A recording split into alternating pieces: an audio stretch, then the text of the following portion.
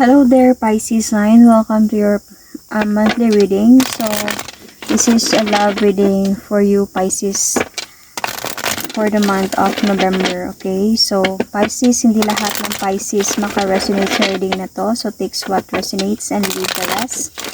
So, cross watchers, pwedeng kayo to. At hindi sila Pisces sign. So, put yourself in a situation kung saan kayo naka-resonate. So, Pisces, kung hindi kayo naka-resonate sa reading na to, please check your other placement.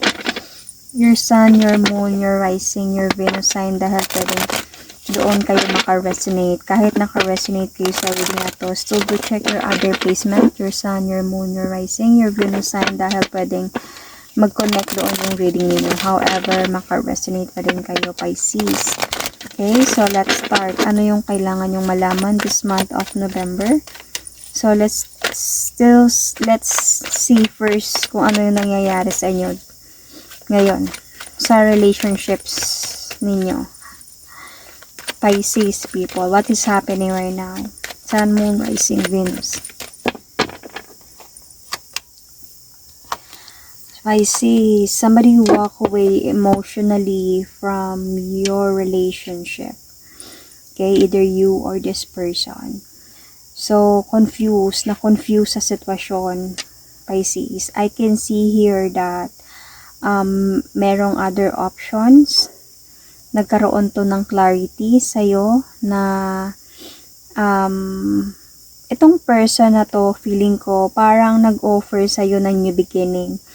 Like, wanted to marry you and parang maayos yung relasyon ninyo. Then, suddenly, may nalaman kang clarity dito na option ka lang pala, or sabihin natin na vice versa, or may other option si person. Kaya umalis ka dito emotionally, Pisces, because you thought that this person is like, alam mo yung matinong tao na hindi ka kayang lokohin.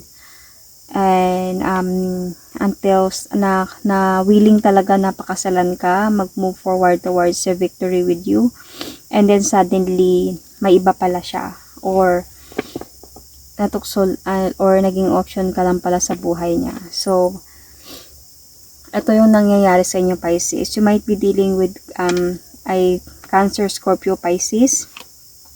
A Leo sign, Capricorn sign is also here, or same Pisces with same Pisces sign.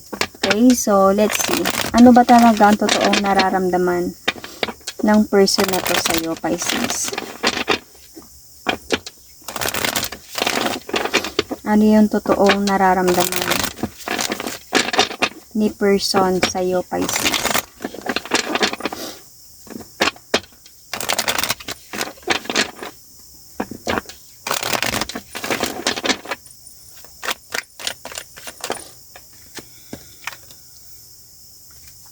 Okay.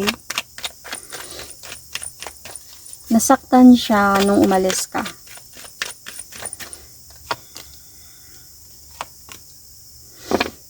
Gusto niya naman ipaglaban yung sa inyo. Yun yung feeling niya. Kasi feeling niya nung time na umalis ka, nakaramdam siya ng emptiness.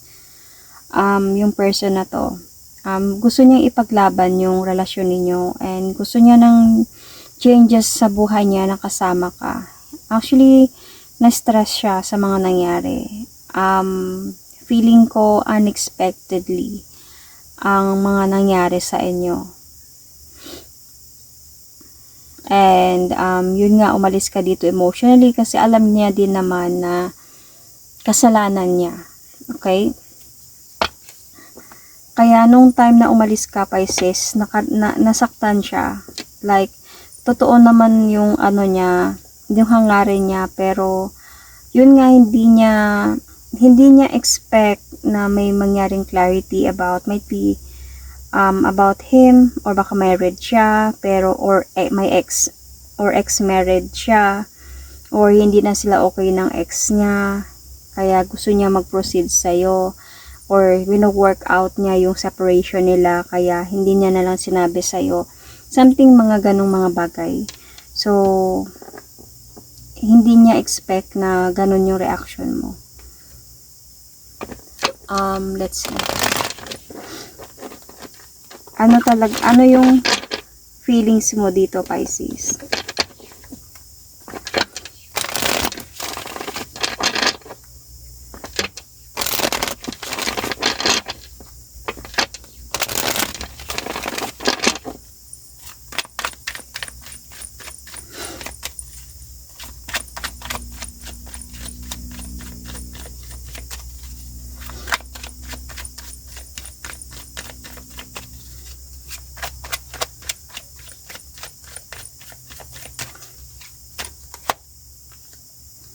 Mahal mo talaga siya.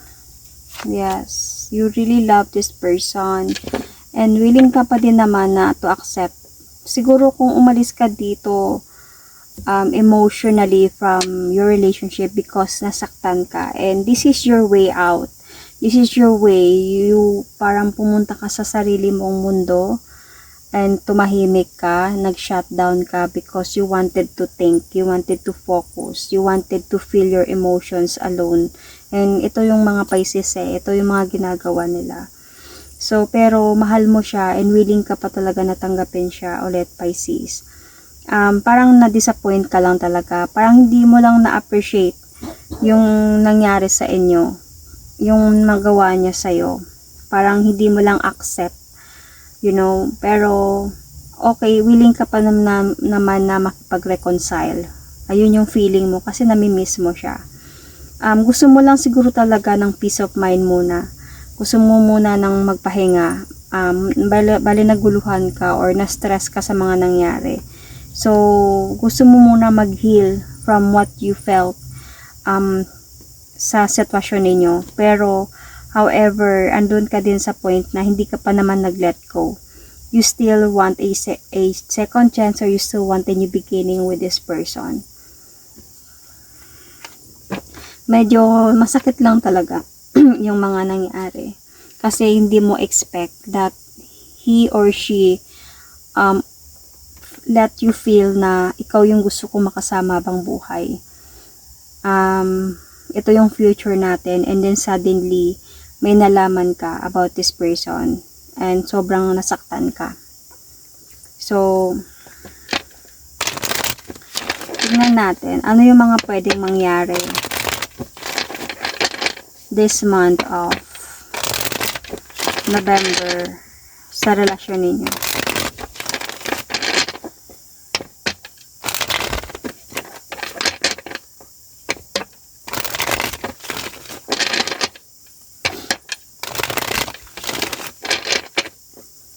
Ano yung mga pwede mangyari this month of November?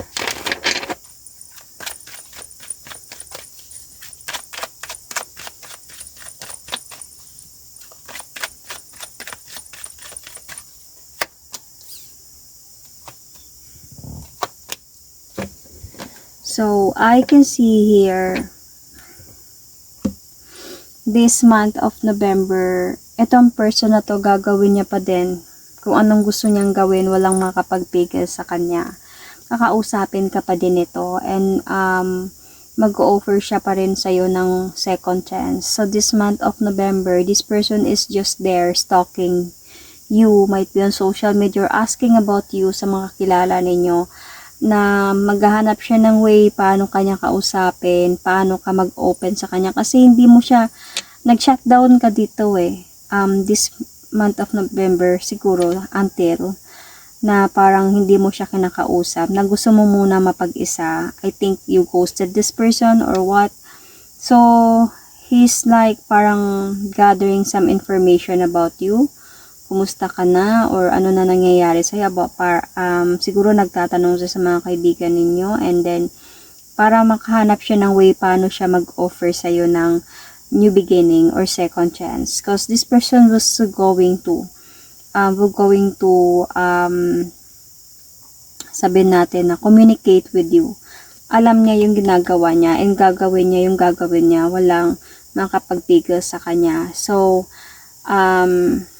sabihin na natin na medyo na-trap siya, might be between the two of you. So pwede tong marriage, like pwede tong about married people, or pwede to siya about na yung person mo is married, pwede naman yung person mo is nagkaroon ng girlfriend or past girlfriend, something like that. So pwede siyang ganun. So takes what resonates, Pisces. Basta merong someone na na-involve sa inyo na unexpectedly nalaman mo. So alam niya na medyo may conflict sa inyong dalawa dito. And andun sa point na medyo dito siya nahihirapan. Paano kanya lapitan? Paano kanya kausapin?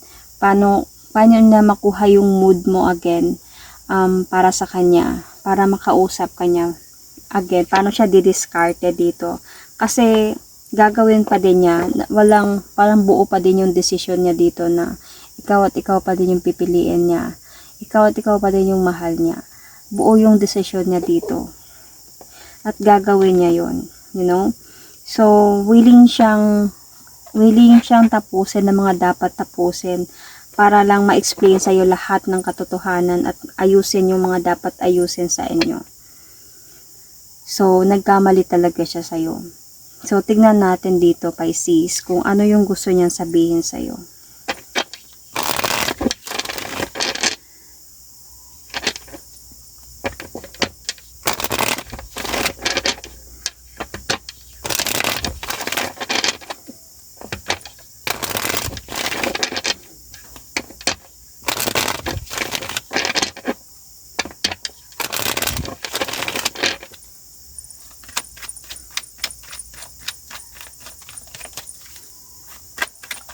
Ano yung gusto niyang sabihin sa'yo?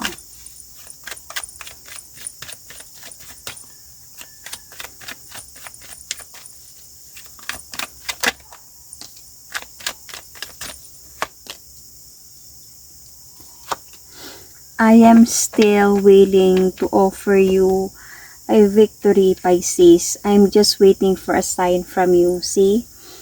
Naghihintay lang ako sa'yo dito. And pag meron ng chance na makausap kita, mag-o-offer ako sa iyo balik ng new beginning, ng pagmamahal. Alam ko minsan medyo natrap ako sa sitwasyon before or recently, na-confuse ako sa mga nangyari, pero yung pagmamahal ko, yung decision ko na makasama ka, yung mga sinabi ko sa iyo is yun talaga yun, you know. Siguro natukso lang talaga ako and I know na pagkakamali ko yun, pero willing pa din ako na mag-move forward towards with you. Ikaw pa din, malakas yung confident ko dito na ikaw pa din yung gusto kong makasama. Kung ano yung offer ko sa'yo before, yun pa din yun, walang nagbabago. So I am like andun sa point na I'm just spying on you, waiting for a sign from you kung kailan ka maging maayos ulit, na kung kailan ka mag-ready na kausapin na ako. Kasi gagawa na din ako ng action para maayos na din tayo, na mag-offer ako sa iyo balik ng commitment and new beginning para magkabalikan na tayo ulit. So plano ko to na i-explain sa'yo lahat, sabihin ko sa'yo lahat ng katotohanan para matuldo ka na to. Kasi nalulungkot din ako, malungkot ako ngayon na wala ka. Nasaktan ako nung time na umalis ka. Alam ko na nasaktan kita ng sobra. Kaya willing ako dito na to make it up with you, Pisces. So, you might also be dealing here with another Pisces sign. Sabi ko nga kanina, Aries, Sagittarius, Leo, Cancer, Scorpio, Pisces, Sun, Moon, Rising, Venus. Okay, so that is my reading for you. Pisces sign, the last zodiac sign. Thank you and God bless.